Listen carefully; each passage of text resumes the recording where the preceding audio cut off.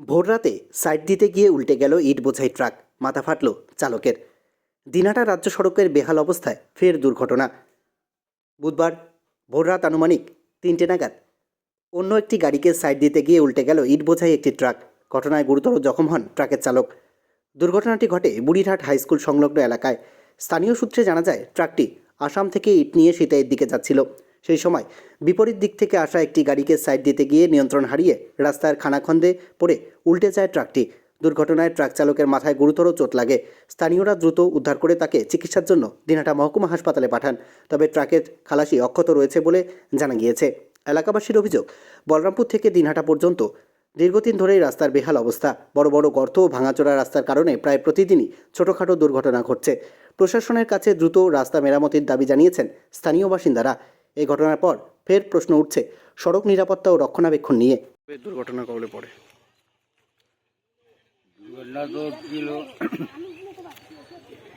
মানে যাইতেছিলাম সাইড দিতে জন্য গাড়িটা টানিয়ে নিয়েছিলাম। মানে কোথায় যাচ্ছিলেন? সিটাই ইট কোথা থেকে নিয়ে? ইট তো আসাম থেকে নিয়েছিলাম।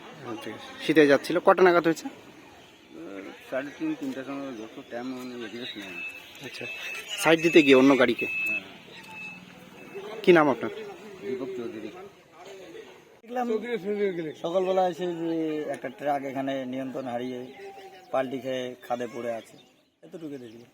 ড্রাইভার এবং খালাসি তাদের বর্তমান তো আমরা তো ওই টাইমে ছিলাম না, এখন দেখতেছি যে ড্রাইভারের নাকি মাথা ফেটেছে, এতটুকু। খালাসি আপাতত ঠিক আছে। এই যে বেহাল রাস্তা, মানে দিনহাটা যাওয়ার রাস্তা, বিশেষ করে রাস্তাটি খুবই খারাপ। এই যে এরকম দুর্ঘটনা ঘটে, তার মধ্যে রাস্তা যাওয়ার সময় ধুলা, কি বলবেন? বলবো তো আমাদের তরফ থেকে যেটা কথা হচ্ছে, এই রাস্তাটার মানে যত তাড়াতাড়ি সংস্কার করাটা খুবই জরুরি। নাহলে আজকে এরকম হাল হয়েছে, কালকে আর একজনের হবে।